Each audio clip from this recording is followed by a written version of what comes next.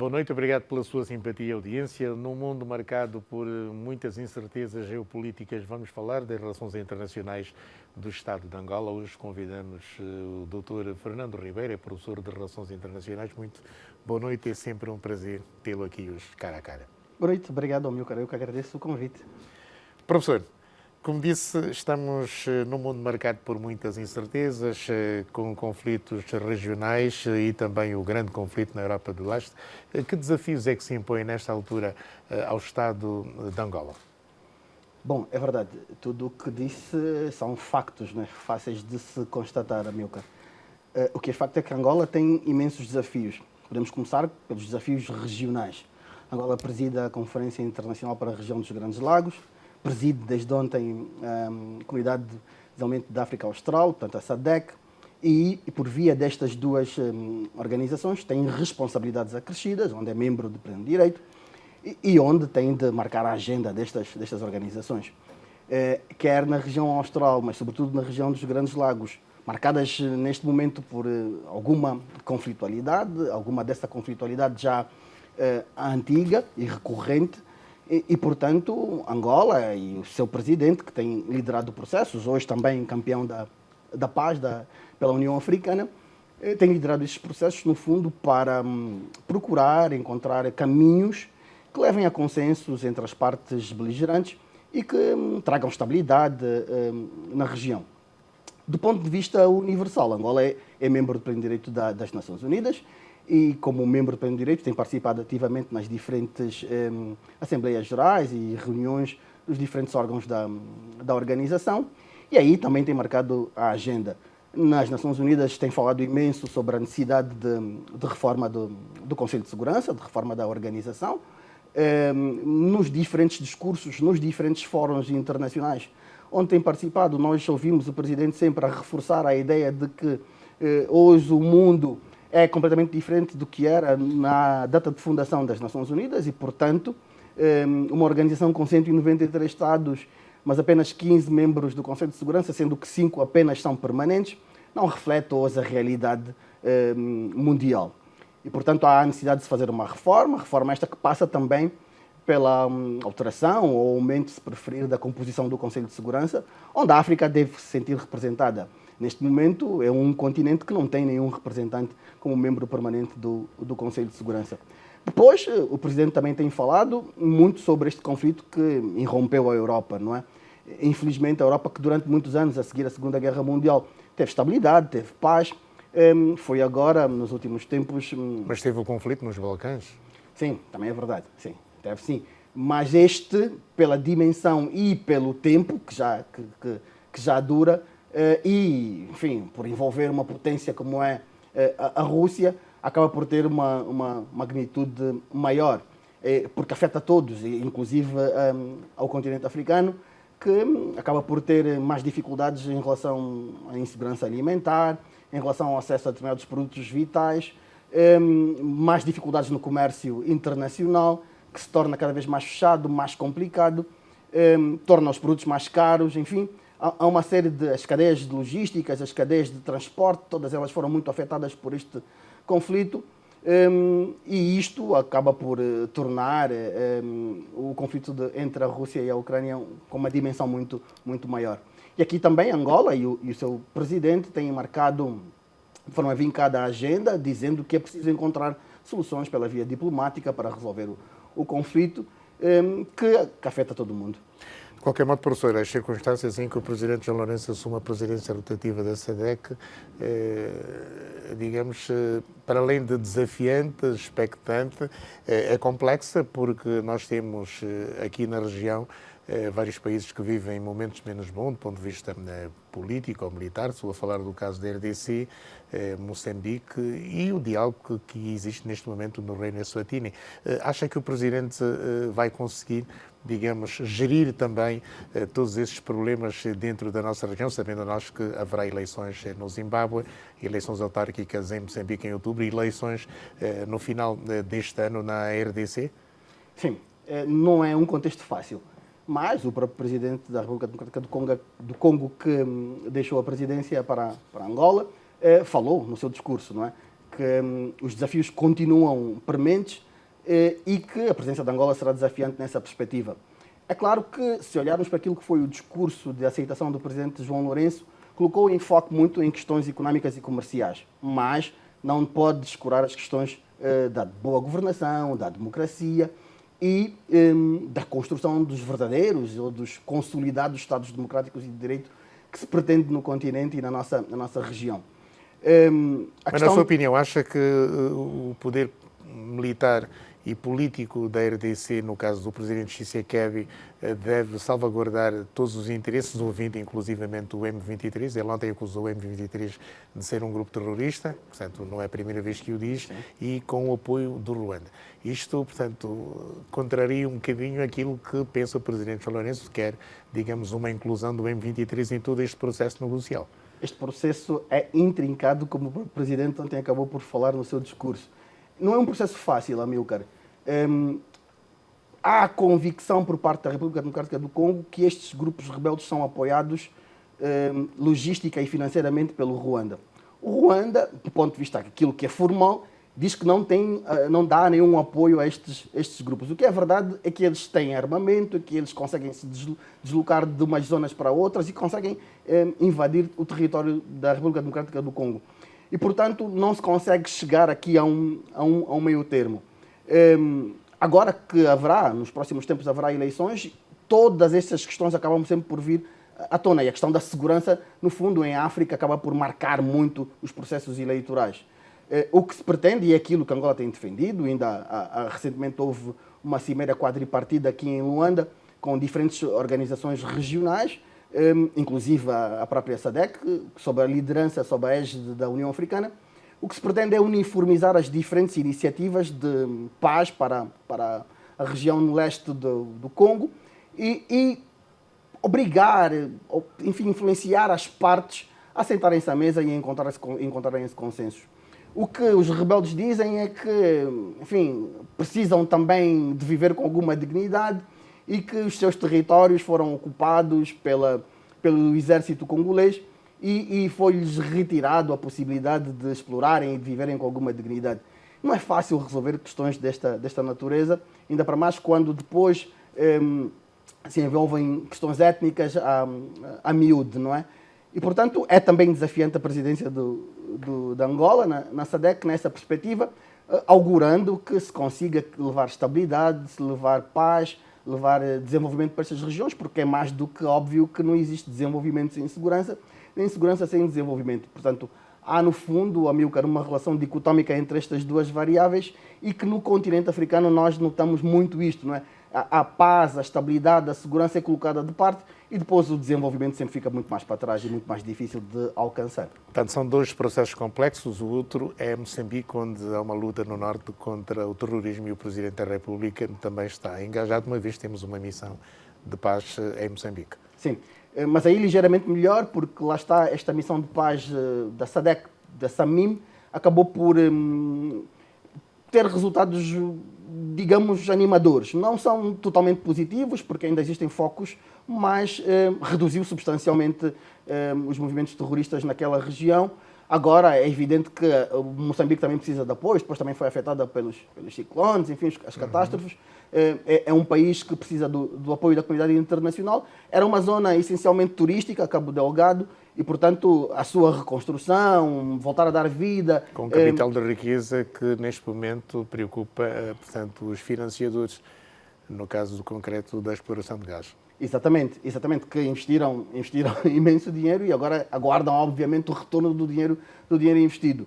Mas penso que com a renovação da SAMIM por mais 12 meses, portanto, por mais um ano, e se a presidência angolana e a SADC, de uma maneira geral, continuarem a empenhar todos os seus esforços para a resolução deste foco de tensão, deste conflito, penso que Moçambique poderá, nos próximos tempos, almejar resultados melhores. Agora, é evidente que teremos eleições autárquicas. Esperemos que estas eleições decorram num clima de estabilidade, porque nós, Amilcar, sabemos que em África, sempre que há eleições, há os conflitos pré- ou pós-eleitorais, e isto em nada iria acrescentar valor a Moçambique se efetivamente depois das eleições autárquicas existisse algum momento de tensão. Professor, de qualquer modo, olhemos para esta diplomacia pública do Presidente da República, João Lourenço. Como disse, estamos num momento de grandes incertezas. O Presidente da República, no entanto, deseja também liderar a União Africana em 2025. Acha que o Presidente da República está a ganhar estofo, digamos, para uma eventualidade, enfim, de liderar proximamente uma organização internacional quando deixar a presidência da República de Angola? Bom, essa é uma pergunta que só o Presidente da República poderá responder. O que eu posso dizer é que nos últimos 5 anos o Presidente mostrou-se muito empenhado do ponto de vista internacional. Por um lado, por causa da diplomacia económica, que foi uma das suas bandeiras de governação no primeiro mandato, que o obrigou a viajar por imensos países, no fundo, para trazer investidores para o nosso país e para mostrar a uma Angola nova, uma Angola diferente, em que os investidores pudessem cá vir com tranquilidade e com certezas. Por outro lado, também do ponto de vista das relações internacionais, para regimentar acordos, quer bilaterais, quer multilaterais, com as diferentes instituições, nomeadamente com as instituições de Bretton Woods. E, portanto, se olharmos para os últimos 5 anos, é óbvio que hoje o Presidente João Lourenço tem uma experiência, um estofo, usando a sua expressão, muito maior, uma experiência internacional muito maior e um conhecimento das relações internacionais muito maiores. Se há algum desejo de presidir uma organização internacional, não sei. Mas o que é facto é que temos a CIRGL agora, temos a SADC. No fim do mandato da SADC estaremos muito próximos da eleição da presidência da União Africana e, portanto, se vencer também, se Angola vencer, penso que até o final do seu mandato, do seu segundo mandato, o Presidente terá acumulado muito mais experiência, quer do conhecimento do funcionamento das organizações internacionais, quer da diplomacia de bastidores, quer da sua visibilidade pessoal e da visibilidade do país, o que lhe trará, naturalmente, alguma vantagem se um dia se quiser se candidatar à presidência de uma organização. Todavia, professor, o Presidente João Lourenço está a despedir-se da presidência pro-tempórea da CPLP. O mandato termina agora no final deste mês de agosto. Vai ser agraciado com o prémio José Aparecido de Oliveira na Cimeira de Santo Tomé e Príncipe. Que balanço é que faz desta presidência de Angola na CPLP? Talvez a presidência possível. Não me parece que tenhamos muitos resultados positivos a mostrar. No fundo, também sofremos um bocado com as consequências da Covid-19, né? Acabou por afetar a presidência da Angola nesta organização. E também estamos a sofrer, ou sofremos, enquanto presidência, daquilo que me parece que está a ser um pouco a letargia da comunidade. Esta comunidade, como sabe, nasceu da ideia do vínculo da língua, né, da união pela língua, a língua portuguesa, em 1996. Hoje tem imensas áreas de cooperação e talvez a área mais consolidada é a área da defesa e segurança. Depois da assinatura do Protocolo de Cooperação de Defesa em 1998, a organização cresceu muito neste domínio, mas talvez tenha descurado outros domínios, nomeadamente da cooperação comercial, da cooperação económica, a ciência e tecnologia, a inovação, cultura, enfim, há um conjunto de áreas que me parece que a CPLP parou ou não estagnou, não cresceu, não evoluiu na mesma dimensão que a área de defesa e segurança. A presidência de Angola acabou por, enfim, estar no meio desta convulsão e isso não beneficiou a presidência, por um lado a Covid, por outro lado essa letargia, e onde nós hoje temos uma discussão central na comunidade que tem que ver com, por um lado, uma maior afirmação internacional da organização e, por outro lado, a questão da mobilidade, não é, dos seus cidadãos. Houve avanços, houve um acordo que foi celebrado, mas a sua aplicação, a sua aplicabilidade ainda não é a melhor. O que se pretende é que haja uma efetiva e verdadeira livre circulação de pessoas no espaço lusófono, sem grandes limitações. E aqui, uma das grandes dificuldades, uma das limitações que nós temos é, efetivamente, a dispersão geográfica dos países membros, dos 9 países membros da comunidade. Cada um dos membros pertence a um bloco regional ou uma comunidade continental. E nestas comunidades acabam por ter sempre configurações próprias que têm de cumprir. Por exemplo, Portugal na União Europeia ou o Brasil na Organização dos Estados Americanos e mesmo Angola, Santo Tomé, Guiné-Bissau na União Africana. E isto acaba por restringir os avanços possíveis dentro da comunidade e afetam qualquer presidência.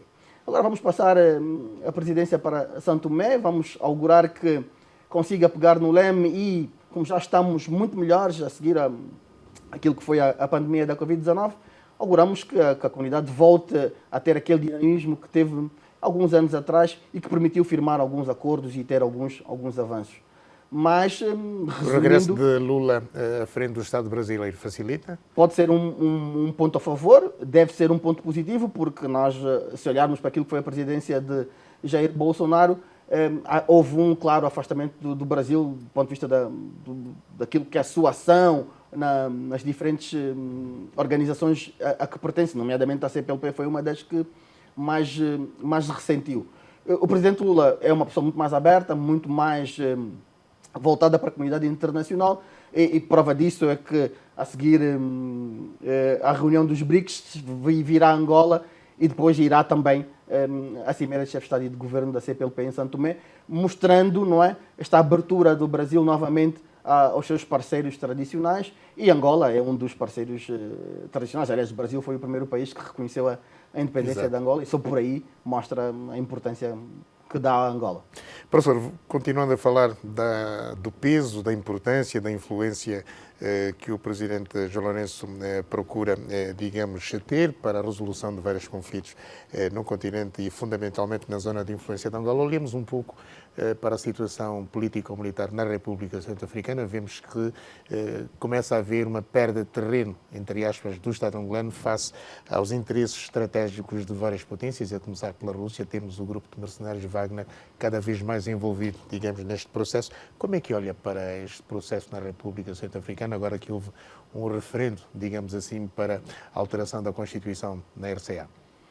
Bom, eu gostaria de falar sobre a conflitualidade no continente africano, nomeadamente na região ocidental, na região do Sahel, de uma forma unificada, porque me parece que os problemas são muito similares, não é? Faço essa pergunta porque o Estado angolano e o Presidente está muito engajado neste processo, digamos, na República Centro-Africana. Sim, mas repare, não é, lá está, mais uma vez, uma situação fácil de se resolver, e o empenho do Presidente e do governo angolano só demonstra toda a sua vontade em alcançar a paz, a estabilidade e a segurança no continente africano. Mas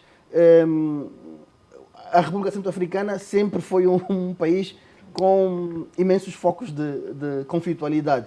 Nunca houve, na realidade, consensos entre os diferentes atores políticos do país, e depois há um conjunto de interesses externos que acabam por influenciar também a conflitualidade naquele país. Mas agora ganhou uma dimensão ainda maior com o envolvimento do grupo, enfim, alguns consideram terrorista, Wagner, que ficou mundialmente conhecido pelo seu envolvimento na guerra também entre a Rússia e a Ucrânia, e que um pouco por África, nos diferentes palcos onde existem conflitos, vai surgindo este papel da Rússia por via do grupo Wagner. É claro que a solução que Angola sempre busca nos diferentes conflitos é o da concertação, da busca de consenso e da busca da paz pela via do diálogo. Este diálogo, no fundo, fica muito mais difícil com este tipo de envolvimentos e com este tipo de apoios. Veremos, mas aí tem de existir também uma coordenação com a própria comunidade regional de que a República Centro-Africana pertence e, obviamente, também da União Africana, porque só com o envolvimento destas organizações e, obviamente, o apoio de países como Angola é que se augurará uma solução positiva para este conflito. Mas lá está, como eu digo... Mas o grupo Wagner está a chegar e já chegou ao Sahel. Exatamente. O que é complicado, o que é perigoso, porque cria uma incerteza enorme sobre que tipo de reações podem surgir se existir alguma tensão militar, algum confronto militar nesta região. E abre um precedente grave de grupos externos poderem, no nosso continente, influenciar os políticos, os atores políticos, as elites políticas destes países. Professor, não acha que a União Africana está muito passiva perante todos esses conflitos, incluindo o golpe de Estado que aconteceu agora no Níger, no passado dia 26 de julho? Sim, acho que sim, mas o que é que nós podemos pedir à União Africana? Será que tem condições realistas para, em tempo útil... A União Africana está a deixar o espaço para a CEDEAO. Sim, para já houve a reunião da CEDEAO que, a partida, houve as sanções, não é? O corte das relações diplomáticas e consulares, o fecho das fronteiras e também o corte das ligações aéreas com o Níger. Mas houve uma reunião que começou ontem, salvo erro, e termina hoje, no final da tarde, em que, por cima da mesa, está a possível intervenção militar por via com âmbito, sob a égide da CEDEAO. Ora, esta intervenção militar requer um conjunto de pressupostos anteriores. E alguns dos países que neste momento são governados por juntas militares, como no Burkina Faso, no Mali, são contra esta intervenção militar. Como também a própria Argélia, que partilha uma extensa fronteira sul com o Níger. Por outro lado, nós também ouvimos a União Africana dizer que é contra esta intervenção militar. E, portanto, ficamos aqui num limbo em que não se percebe bem como é que se deve atuar. O que é facto é que todos nós devemos condenar as mudanças inconstitucionais, não é? Não é o melhor caminho para se chegar ao poder. O caminho para se chegar ao poder tem de ser ou deve ser por via de eleições democráticas, livres, e todos os governos, independente de serem militares ou civis, que cheguem ao poder fora deste quadro, devem ser condenados e devem ser sancionados. O que é facto é que nesta região, como eu dizia, há um conjunto de Estados que nós verificamos esta tipologia de conflitos.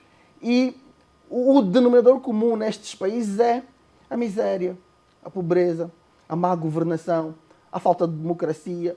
E, portanto, é aí que nós temos que olhar... Apesar de todo o potencial de riqueza que Exatamente. tem. O Níger tem urânio, o sétimo produtor mundial, e produz 200 mil barris de petróleo por dia. Mas, ao que se diz, vai tudo para a França. Pois, que é outro problema que também nós olhamos, que nós verificamos na região do Sahel. Hoje há uma manifestação mais veemente dos países de se afastarem da potência colonizadora. Nós sabemos da enorme influência que a França tem nesta região e que passa muito por a exploração destes recursos estratégicos destes países e que não geram ganhos, não geram riquezas para os nacionais. É claro que, com o passar dos anos, isto cria descontentamento, isto cria contestação. E hoje, as elites africanas, no fundo, querem assegurar que as suas riquezas também se revertam para os seus próprios países. Legítimo, e nós estamos plenamente de acordo. Agora, só não achamos que isto seja possível ou que o melhor caminho para que se alcançar seja pela via dos golpes militares, dos golpes de Estado, porque aí é gerarmos conflitualidade por cima de conflitualidade, é gerarmos mais pobreza por cima de pobreza. Em muitos quadrantes das sociedades africanas, antigas potências, digamos, antigas potências não diria, mas antigos países colonizadores ou colonizados pela França, sempre houve esse sentimento anti-francês. Portanto, as independências desses Estados datam de 1960 e nunca, por nunca, as elites em África questionaram, digamos, esta relação com Paris. Sim, mas à medida que o tempo vai passando e o índice de pobreza, de desemprego e com uma população cada vez mais jovem, é natural que esse descontentamento e este tipo de contestação cresça. Agora é preciso saber lidar com isso, não é?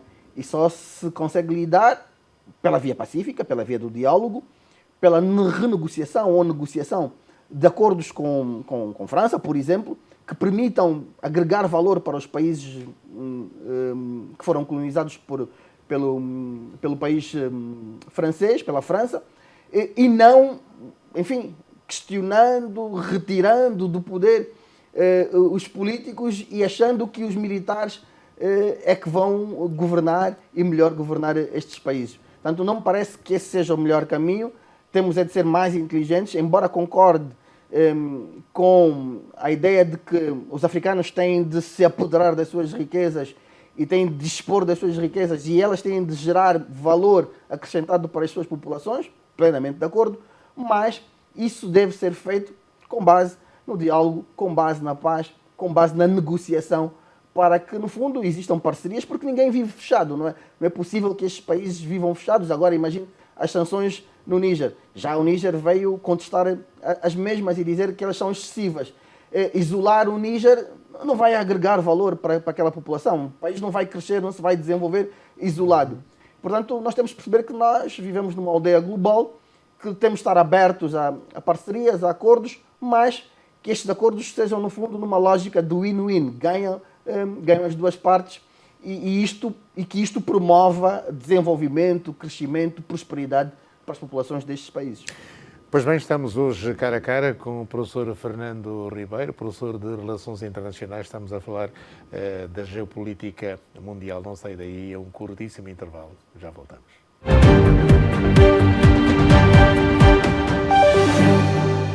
Pois bem, voltamos à conversa com o professor Fernando Ribeiro, especialista em Relações Internacionais, é o nosso convidado de hoje. Estamos a falar de geopolítica nesta sexta-feira. Professor, falemos agora novamente da diplomacia de Angola. O Vaticano nomeou o primeiro núncio apostólico angolano para o Paquistão, um país de maioria muçulmana. O Estado paquistanês foi fundado em 1947, depois da separação com a Índia. Que leitura é que faz desta nomeação pelo Vaticano do nosso primeiro núncio apostólico, Dom Germano Penamote? Bom, no fundo, o que o Vaticano faz hoje é promover, e com este Papa, e vimos agora nas Jornadas Mundiais da Juventude em Lisboa, é promover o diálogo ecuménico, não é? O Paquistão, não sendo um país tradicionalmente católico, é evidente que o Vaticano também quer penetrar neste território e quer levar, enfim, a sua missão para este país. Ter um núncio apostólico que vem da África, que vem de Angola, acaba por reduzir um pouco o impacto e criar mais empatia naquele país. Como sabe, eu sou um defensor da laicidade do Estado e, portanto, defendo a clara separação entre a religião e a política, mas sabemos que o Vaticano é um Estado e que tem também a sua diplomacia e que todos os países reconhecem-na. Angola não foge à regra e demonstra, enfim, o respeito e o crescimento da Igreja Católica no nosso país.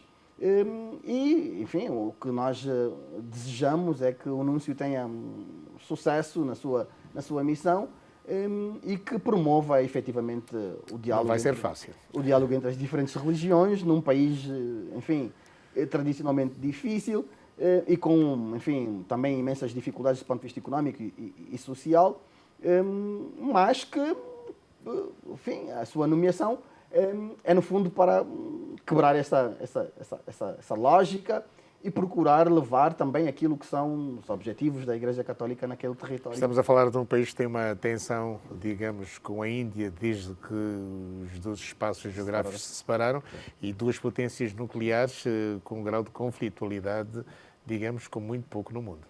Sim, mas felizmente nunca chegou a pontos muito... pontos de não retorno, vamos assim chamá-los.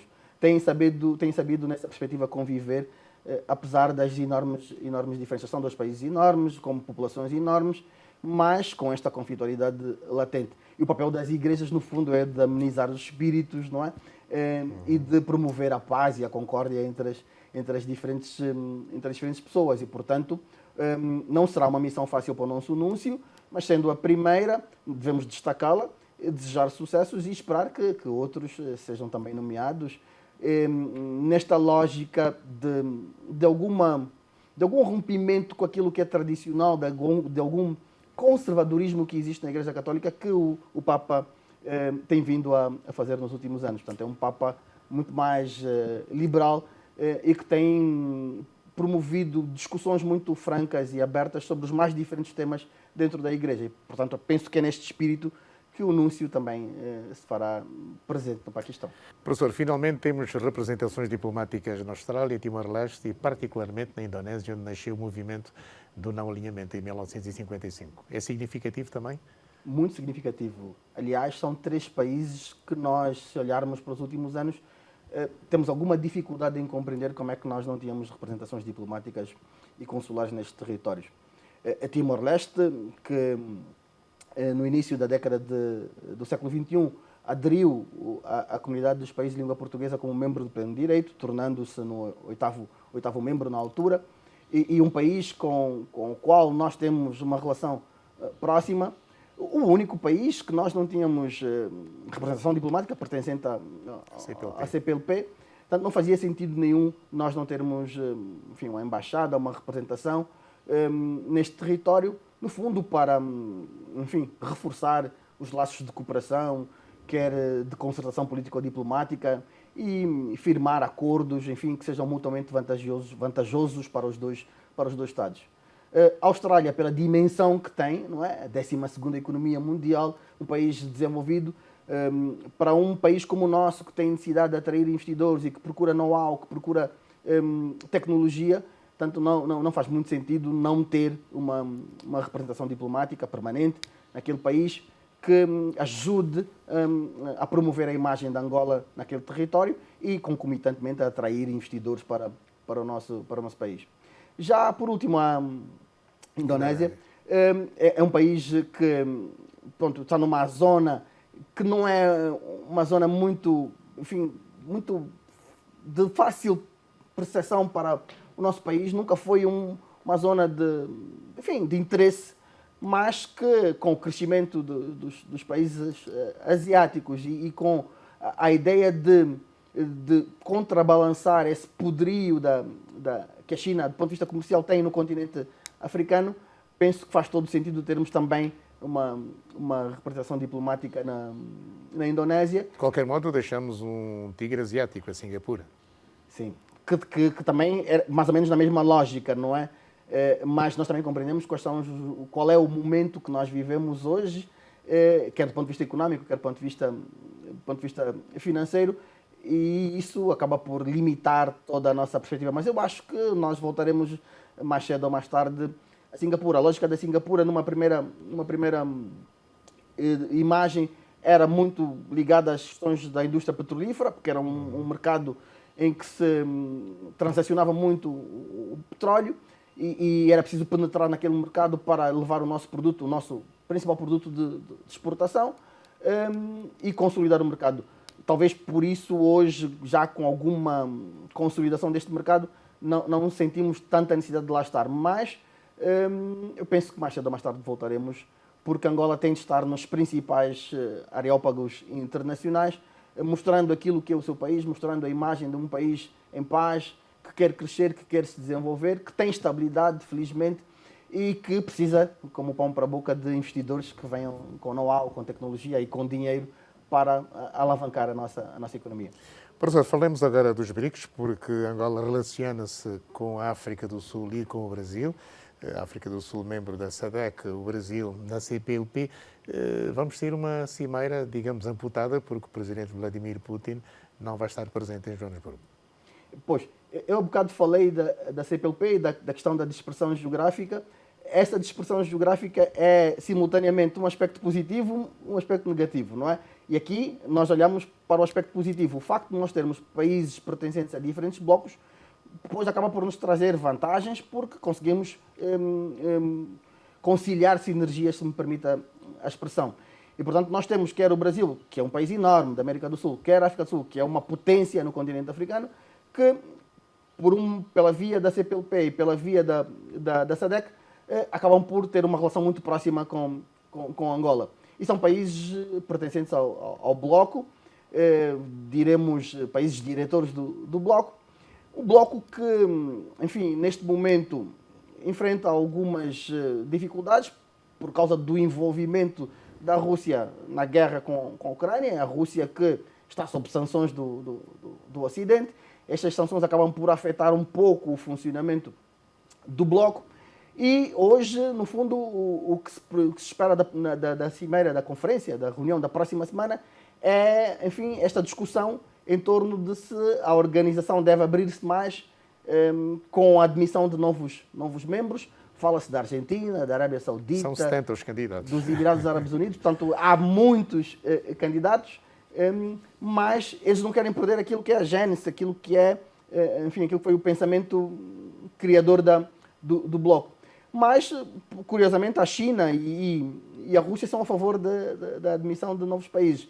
Mais conservadores estão a África do Sul e o Brasil. O Brasil, inclusive, diz que para a admissão de novos membros é preciso que estes demonstrem um consenso com a reforma das Nações Unidas e que o Brasil tenha um lugar como membro permanente no Conselho de Segurança. Já a África do Sul diz que o novo Banco de Desenvolvimento dos BRICS precisa de financiamento e a entrada destes países pode aportar dinheiro à organização, nomeadamente a Arábia Saudita, os Emirados Árabes Unidos, que, como sabemos, têm muito dinheiro. E, portanto, é neste hiato de opiniões que será bastante interessante seguir a reunião dos BRICS e ver de que forma o bloco se vai posicionar do ponto de vista estratégico e geopolítico daqui para frente.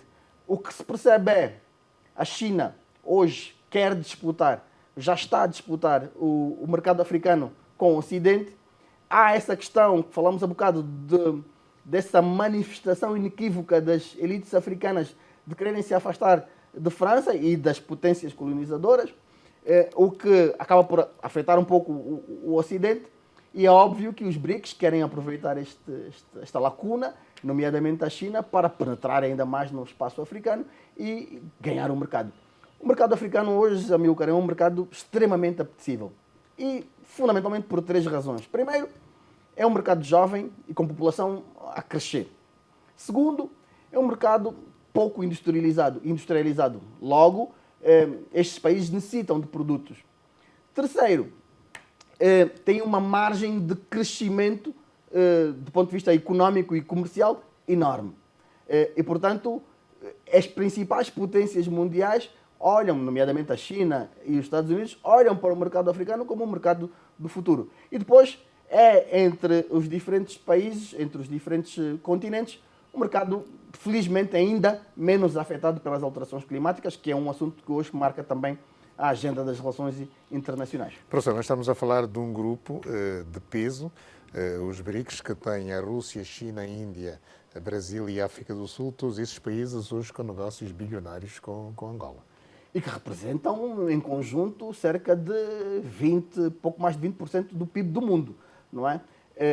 E com uma população cumulativa que é um mercado enormíssimo. Todos eles com relações muito próximas com Angola, em determinados períodos, uns mais, outros menos. Agora, por exemplo, com a presidência de Bolsonaro, houve um afastamento do relacionamento entre Angola e o Brasil, que se espera voltar agora com a vinda do presidente Lula a Angola. O presidente João Lourenço até teve na tomada de posse do presidente Lula, portanto, dando um sinal, sinalizando de que nós estamos aqui e nós somos irmãos e parceiros. Com a África do Sul, enfim, são países irmãos, embora me pareça que, do ponto de vista das relações comerciais, nós, Angola, devíamos olhar para a África do Sul de maneira diferente, um país industrializado, um país desenvolvido e que nós podíamos beneficiar muito, sobretudo no âmbito da Zona de Comércio Livre Continental Africana e da Zona de Comércio Livre da SADC. Nós podíamos beneficiar muito daquilo que é já o know-how e a competitividade que existe na África do Sul, mas... Um país que não compra nada lá fora, incluindo carros. Exatamente. E é um bom exemplo daquilo. E nós somos, a seguir a África do Sul, a segunda potência económica da SADC. Portanto, no fundo, se nós olharmos, desde que a África do Sul entrou para a comunidade, depois da transformação da conferência para a comunidade, as trocas comerciais dentro da SADC aumentaram exponencialmente. Mas ao longo dos últimos anos têm diminuído, curiosamente. É verdade também que a própria África do Sul vive focos de tensão, enfim, internos, e agora anda, inclusive, com problemas de energia. Ora, lá está. Angola tem um imenso potencial de energia. Por que não aproveitar esse potencial de energia e criar aqui sinergias? Eu acho que há vantagens comparativas entre os dois países que podem ser melhor exploradas, e aí as elites políticas têm um papel fundamental neste fortalecimento da cooperação. Mas eu acho que quer a África do Sul, quer Angola, quer do ponto de vista comercial e noutras áreas, só saem a ganhar se relacionarem de forma mais intensa. Já agora, professor, quais são as suas expectativas em relação a esta visita do presidente Luiz Inácio Lula da Silva ao nosso país na próxima semana? A primeira é do relançar da cooperação, não é? Que nos últimos anos, como já falei, não vou repetir, ficou quase que numa inércia total. Portanto, o relançar da cooperação entre os dois países e, fundamentalmente, voltarmos a poder aceder a um conjunto de linhas de financiamento que o Brasil, por via do BNDES, colocou à disposição da Angola no passado e que ajudaram a financiar um conjunto de projetos estruturantes do nosso país. Lá está, também no domínio da energia. E, portanto, nós agora temos de ser inteligentes em, enfim, negociar, conversar com a parte brasileira, no sentido de olharmos, eventualmente, para outras áreas de cooperação, outros domínios de cooperação, que sejam vantajosos também para nós. A nossa realidade hoje é ligeiramente diferente da que era há 10, 15 anos atrás. De qualquer forma, penso que a vinda do presidente Lula sinaliza essa boa vontade, essa abertura do governo brasileiro em relação a Angola, e agora é preciso que as diplomacias funcionem, que se sentem, que conversem, que olhem para as áreas onde há vantagens mútuas e que essa relação volte a ganhar o dinamismo que teve alguns anos atrás. Domingo chega o Presidente da República de Cuba, um país irmão. Que leitura é que faz da estada também nos próximos dias da Dias-Canel no nosso país? Bom, a Cuba não há muito que se diga, não é? Sempre esteve ao nosso lado nos momentos mais difíceis do nosso país. Portanto, é um país realmente irmão, é um país com o qual o nosso relacionamento nunca sofreu fricções, nunca sofreu clivagens. A vinda do presidente cubano do nosso país está dentro também de uma estratégia, porque Dias-Canel esteve em junho na Europa Comunitária, no mês passado esteve em Portugal, em visita de Estado, e agora vem em Angola. Sim, a lógica é, portanto, explorar os territórios dos países com os quais existem relações mais próximas. E, no fundo, o que Cuba pretende também é sair deste pano de subdesenvolvimento que já está há alguns anos e procurar parcerias que sejam efetivamente positivas para o seu país e que, enfim, acabem por contornar todas essas sanções que, infelizmente, ainda vivem. E que Angola tem sido um país, nos diferentes areópagos, e nomeadamente na própria Assembleia Geral das Nações Unidas, que tem defendido recorrentemente o fim das sanções a Cuba. Portanto, há, do ponto de vista quer económico, quer comercial, uma mensagem que se dá na vinda do presidente cubano a Angola, mas também há, do ponto de vista das relações de amizade entre os dois povos, um sinal de que continuamos a ser irmãos, devemos continuar abraçados e procurar sinergias positivas para ambos os países. Ainda Angola, faz sentido este embargo que Cuba sofre por parte dos Estados Unidos da América desde os anos 60? A mim não faz sentido nenhum. Para mim não faz sentido nenhum. Aliás, recordo-me que o próprio presidente Obama, a dada altura, falou publicamente sobre enfim, a falta de sentido. Portanto, parece-me completamente anacrónica neste momento, fora de contexto. Mas agora é também a União Europeia que está a endurecer sanções a Cuba, alegadamente por violação de direitos humanos. Pois. Mas aí já é uma outra situação que é preciso depois constatar, que é preciso depois verificar. Não tenho informações de que existam violações graves dos direitos humanos em Cuba. É preciso investigar, é preciso olhar para isso, mas que se dê um sinal também, se há suspeições, se há dúvidas sobre isso, que se dê um sinal a Cuba que não pode enverdar por esse caminho. Um país que sempre foi tão pacífico, que tem um nível educacional tão enorme, não pode ir por este caminho, pelo contrário. Agora, o embargo não faz sentido, está descontextualizado, não tem lógica nenhuma e todos nós devemos, incluindo Angola, enfim, mostrar de forma veemente que somos contra este embargo, porque acaba por atrasar o desenvolvimento económico e social daquele país, um país com imensas potencialidades, inclusive do ponto de vista turístico, não é, como sabe. Professor, reforma das Nações Unidas, uma luta que não é de hoje. O antigo secretário-geral Kofi Annan tentou, criou uma equipa, digamos, para a reforma, mas o que é facto é que continuamos com o modelo que nasceu em 1945 e com falta de espaço para o continente africano e para outros espaços geográficos do continente asiático. Qual é a leitura que faz? Vamos conseguir, digamos, desbravar esse caminho para que todos os espaços geográficos tenham espaço dentro das Nações Unidas e, fundamentalmente, dentro do seu órgão de decisão, que é o Conselho de Segurança? Curiosamente, Amilcar, hoje é aniversário de morte do então secretário-geral Kofi Annan, não é? Morreu e temos um programa especial mais daqui a bocadinho. Ainda bem. Porque é uma figura incontornável, talvez até hoje o melhor secretário-geral que passou pelas Nações Unidas. O que é facto é que em 2005... Embora tenha sido criticado por causa da situação no Iraque. Exatamente. Mas aí não foi tanto por culpa dele, não é? Houve um contexto que propiciou, enfim, a invasão dos Estados Unidos ao Iraque e, como se sabe, não foi sob os auspícios das Nações Unidas, do Conselho de Segurança das Nações Unidas. Pelo contrário, houve membros permanentes do Conselho de Segurança que disseram logo à partida que vetariam tanto uma invasão com o respaldo das Nações Unidas e do Conselho de Segurança. E, portanto, Kofi Annan foi um dos que se bateu contra a invasão, mas ela ocorreu, enfim, e os resultados são estes que nós hoje conhecemos. Mas voltando à reforma, que é um tema candente das relações internacionais, em 2005 o secretário-geral Kofi Annan apresentou um documento que ficou conhecido como um conceito mais amplo de liberdade, onde um documento extenso, onde apresentou várias propostas de aspectos que deviam ser reformados na Carta das Nações Unidas. Estas propostas, algumas delas foram acolhidas e hoje produzem alguns resultados positivos na organização, nomeadamente a transformação da Comissão dos Direitos Humanos em Conselho dos Direitos Humanos, portanto, sendo um órgão autónomo e subsidiário da organização, embora não tenha respaldo ainda na Carta, porque não houve uma reforma da Carta, efetivamente, mas este órgão já existe, já funciona desde 2006.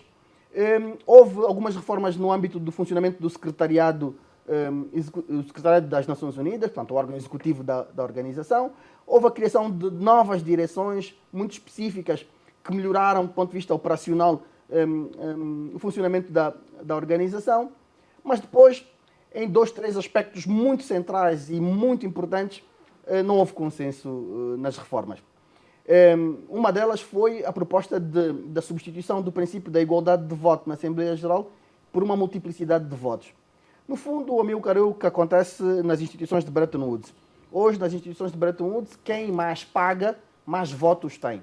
Portanto, os países sentem-se motivados a pagar mais, porque na altura da decisão terá um peso maior. Nas Nações Unidas, não. O que existe é um Estado, um voto, que é um corolário do princípio da igualdade soberana entre os Estados. Mas nós sabemos que, por mais que não gostemos, os Estados não são iguais, não é? O Tuvalu não é igual aos Estados Unidos da América. E o que as principais potências propõem é, bom, vamos ter o princípio da multiplicidade de votos. E aí definiu-se alguns critérios.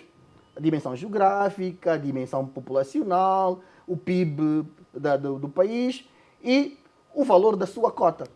Estes critérios cumulativos iriam dar um conjunto de votos para cada um dos Estados.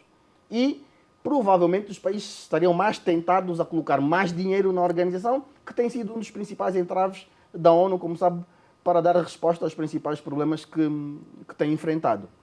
Outro aspecto central tem sido o alargamento da composição do Conselho de Segurança, não é? Ainda há bocado falamos sobre o papel que a Angola tem demonstrado de forma veemente de que é preciso reformar o Conselho de Segurança. É claro que hoje, se nós olharmos para aquilo que é a configuração do Conselho de Segurança, é completamente anacrónica e completamente antidemocrática.